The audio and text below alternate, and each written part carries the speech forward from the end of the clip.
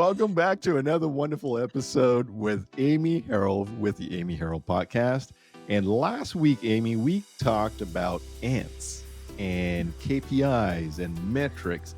Okay, now we have this understanding of metrics and KPIs. We obviously need to do something, get metrics. So that leans towards sales and marketing and consulting. And is that a natural sort of progression of last week's topic to today's topic?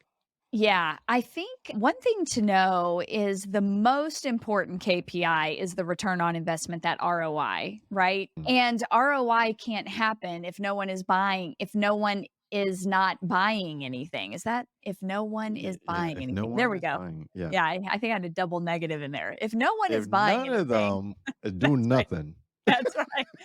We ain't got no ROI. Okay. All right. So we have to make sure that we are always tracking that return on investment. Now, before we talk about how we get that ROI, Sherman, I think it's important to just jot this down or remember this if you're listening to this while you're driving, that ROI is not just on your revenue, your reoccurring revenue, right? So there is future money, which is reoccurring revenue, and there is cash ROI. So there's ROI and there is cash ROI. And cash ROI is far more important to me than future money, right? Because cash tells me how much I actually have to work with. So I track both my actual money that comes in ROI and I'm tracking my future money ROI. So I can actually tell you, wow, okay, so my cash ROI is 600%. My future ROI is about 475% ROI. And I would like for the two to be equal at some point, but either way, the cash is what is most important. So I just wanted to make sure we touched on that. And in order to get an ROI, we have to be selling something. Correct. You just mentioned cash is king or queen. That's right. And we need to be selling something. If That's not, right. we're not getting nothing.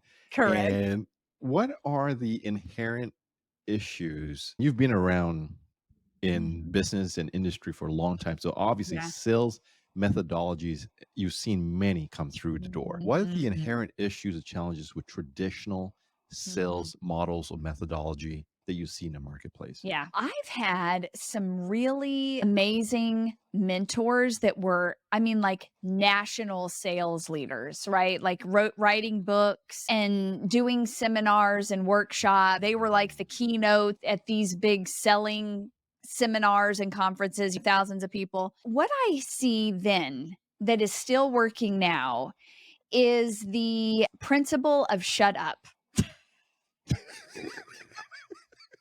I like that. Shut up. I will never forget one of my very earliest sales mentors. Her and her family had a very high-end modern furniture store in downtown Houston. Okay. And they were one of the top producing furniture stores, like custom modern furniture in the United States for many decades. And I'll never forget, she was teaching me how to sell, and we were sitting at a restaurant, and she and I were on one side of the booth. So just picture this, me and then this older, attractive woman. And then across from us is this younger, really energetic, like she is ready to do the thing we're about to sell her on doing, right? So I'll never forget, and this is still a problem in the selling world.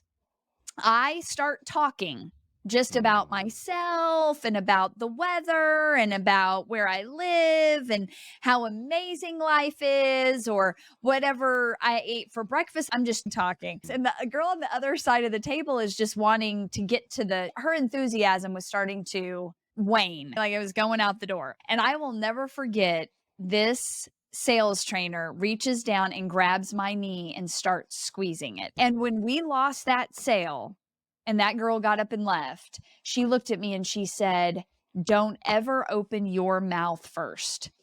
And that was probably one of the best sales pieces of advice I ever got. And she also taught me some things that I would say are a problem still to this day, where you might not be the first one to talk. You give them a chance to open up the conversation, maybe ask them something general about themselves, get them talking. And then you've got some sort of pamphlet or brochure or paper or document, whether you're selling on screen or you're selling in person, that you open up and now you start walking them through it.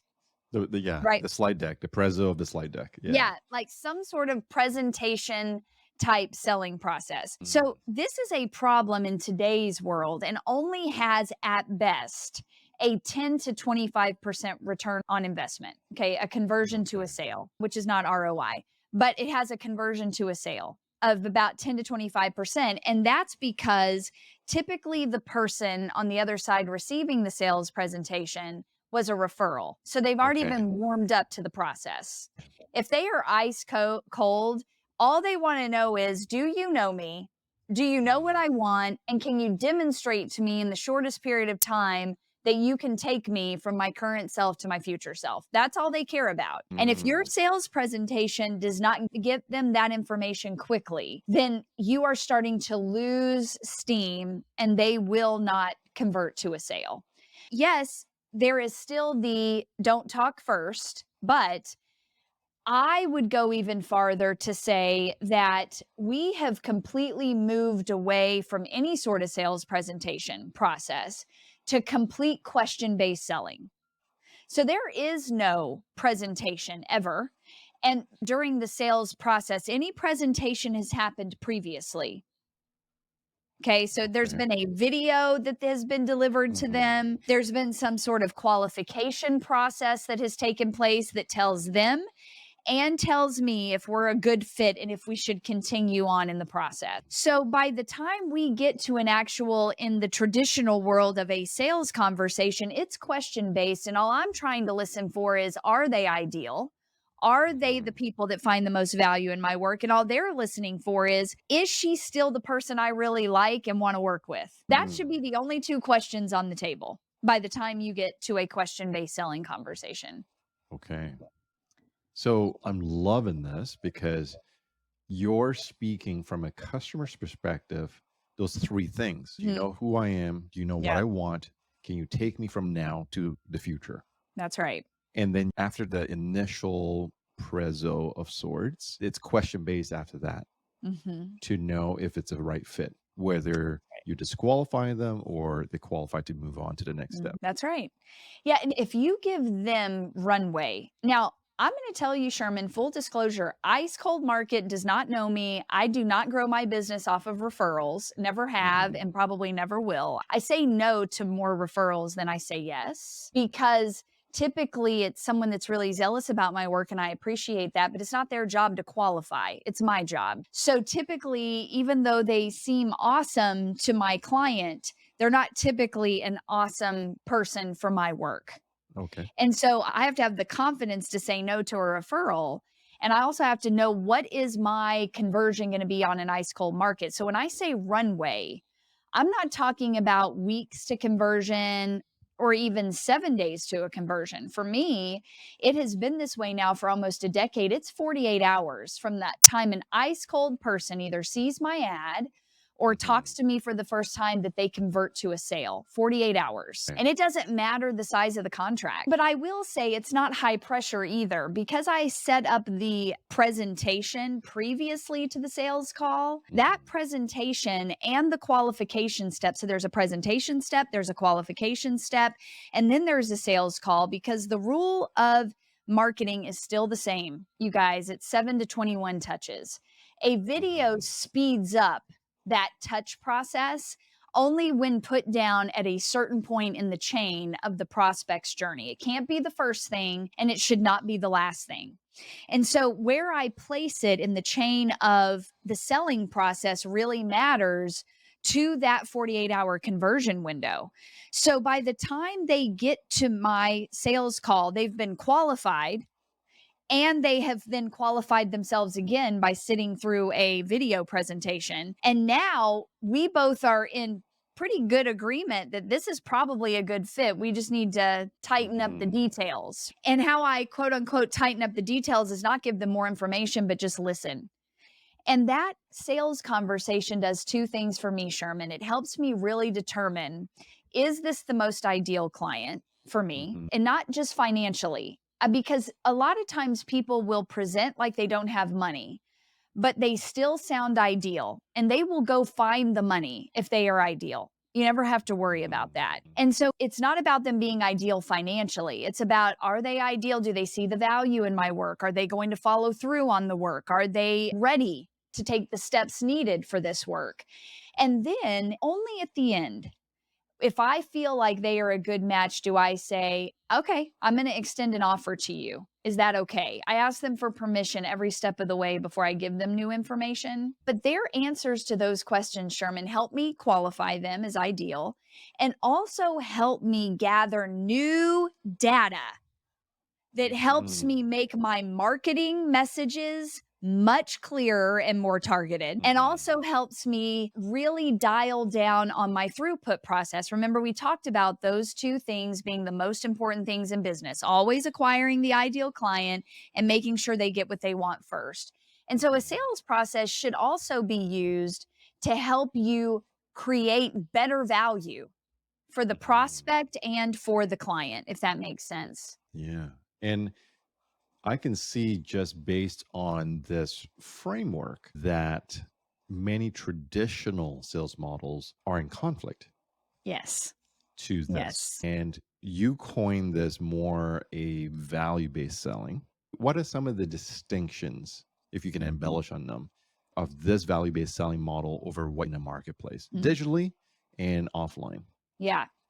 So in value-based selling, we move away from commercial style communication.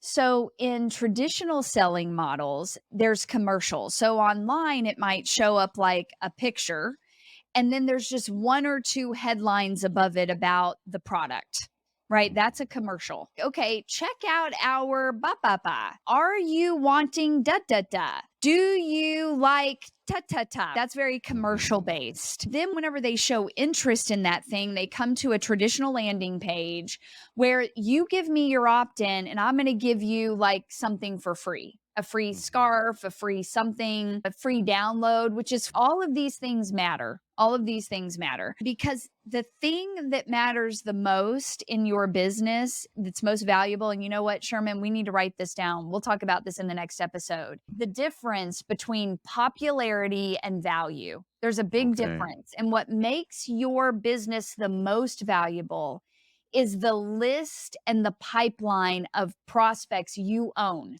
Not ones that you're borrowing from somewhere else or you're buying from somewhere else. And so how then do you migrate people into a platform that you can nurture them and take care of them and get the highest ROI? We'll talk about that in the next episode. But that is ultimately what they're doing by giving you a freebie, is they're trying to grow their own process, which is fine. But then what happens is now it's just a constant onslaught of buy my stuff, which also happens offline in the sales conversation. Oh, so Sherman, I know you're in Canada. I'm in North Carolina today. How's the weather? What did you say your wife's name is? Sarah. Oh, that's right. How many children do you have? This is typically how sales conversations start. So I know that we met on LinkedIn and we were in so-and-so's cohort and you had mentioned that you had a book. Tell me how you got that book written, right? So you let them embellish. They tell me, say, oh, have you ever thought about a coffee mug business to go with your book? Not the two don't even make sense, okay? But there's like this, oh, I'm interested in you. I'm interested in you. I'm interested in you. Wham, buy my stuff. Wham, buy my stuff. Convince. Instead of right out of the gate, from this first thing they read digitally to the first thing they hear in a conversation with you is, hey, I saw you. I saw the work you were doing. You may be interested in something like this. You may be looking for something like this. Are you? Okay. If so, come, let's have a conversation about that. Not, hey, I'm going to show this kind of shallow interest in you, and then I'm just going to start smacking you around with all the reasons you need to buy my coffee mug business because you wrote a book. So you really put your intentions out there. Yes. Initially. Yes. And it's either a yes or no answer. Yes. And then you continue. If not, then, hey, thank you so much. But yeah. And the intentionality is so specific, Sherman, that I will hear people say to me, I never, ever take these calls to action, but I could not ignore yours. It was like you knew me. It was like you were in the bedroom with me and my wife last night having this exact conversation. So the reality is that's what you want them to feel like. They want to feel like you know them, you see them, and you understand them. Do you know me? It's got to come right out of the gate. Then do you know what I want? So you have to paint a picture. You have to describe to them, look, I know what you're after here because I was too. Here's how I did it. Here's how so-and-so said I did it. Do you want to talk to me about it? And then when they get to the phone call, they've gone through a qualification where they've answered questions. Then they've watched a video that again reiterates, I see you, I know what you want. Here's how I'm going to move you from where you are to where you want. And I have proof of that. And then when you get to the phone call, it's, hey, I want you to know up front, I'm not doing any of the talking here. I'm just going to ask a bunch of questions. Are you okay with that? And only then we might get to the end of the conversation and this might not be a good fit. And letting them know up front, there's no pressure. This is not a pressured sale. Like I don't have to pressure people into buying my stuff. It's either yes or no. It's so refreshing. Yeah. It is refreshing. It is refreshing. And I've had many clients say to me, man, like there's no pressure here. And I'll tell you, here is the difference between this process of value-based selling and the wham, bam, thank you, ma'am process of selling is that the conversion rate. So in wham, bam, thank you, ma'am, you're at best going to get to a 25% conversion to a sale. And that's if you are a salesperson that knows how to read body language and be quiet. Those are the best salespeople in that model. In the question-based model, after you've stepped in intentionally and done the things I just said, we see our conversions start at 10% and quickly go to 50 to 75% conversion, which means I talk to 10 people and 5 to 7 convert. That's incredible. So yeah, I don't have to spend as much time selling. I don't have to jump through the rings. I don't have to put on a circus act. I don't even have to get dressed. I can do it on the phone. That's right. You know what I mean? Like I don't have to show up. It's not about how I look. I've already demonstrated what they want the most. Now it's just a matter of, are we a good fit? And that will get us a 50 to 75% conversion. And here is a real life case study in this podcast with you, Sherman. I had a client start at the end of February. 0 clients, no referrals, but a strong proof of concept. Okay, we can sell that. Gave her the sales process. In less than 90 days, she was at a 45% conversion on her sales conversation and had already generated $60,000 in business. That's incredible. In cash ROI on people she did not know, with no paid advertising. Wow. So it is absolutely possible. Yeah, that's great. And the stakes are high, Amy, right? Yes. Because if one continues with the traditional methods, they will continue to get what they get or less. That's and right. With this new model or this model that you're mentioning, it's a game changer in saving them time, frustration, costs, and increase in conversions and results. Beyond consultants, coaches, business owners, does this apply to a bit more commodity-based items, products? Does that apply that way?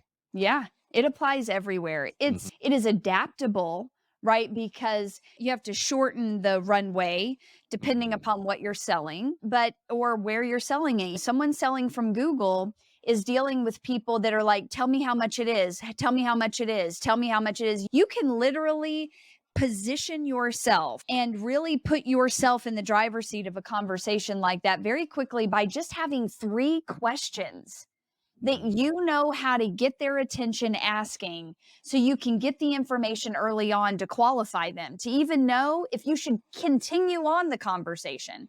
Or you can put those 3 questions in a sales form online, or you can set up the sales page that asks these questions, even on an Amazon listing, so they know if this is a product for them or not. Because you want to decrease the amount of returns. You want to decrease all of the financial waste while you're increasing conversions and ROI. Are you privy to sharing what the 3 questions are? No. Okay. It took me years to come out with these questions. So I do give them to my clients. Yeah, I do give them to my clients. Yeah. That's great. Yeah. In wrapping up this episode, Amy, Mhm. what's one takeaway, one actionable item that Yeah. viewers can rock out this new week with? Yes. Here is the one takeaway is go by the book Question-Based Selling. I did not find this book till long after I had started this process, but I have given it to many people that I would say, hey, I'm not the consultant for you, but this book will help you. And the gentleman that wrote the book, his last name is Freese. But either way, do exactly what it says. If you are in the wham bam thank you model of selling, just by pivoting to what he says in that book, you will start to see your conversions go up and you'll need less people to talk to, which is going to save you time. It's going to give you some time back. That's amazing, Amy. Thank you so Yeah. much. Yeah. Well, this brings us to the end of today's episode, and we covered so much ground. If you watched this, watch it again. It's that powerful to save you time, save you money, increase your conversions, increase your results, and you bang your head up against the wall, much less of a bleeding forehead. Yeah. And thank you, Amy. And next week, we'll continue with more of this good stuff. You're watching the Amy Harrill podcast with the wonderful Amy Harrill. Stay tuned for next week's episode. Cheers.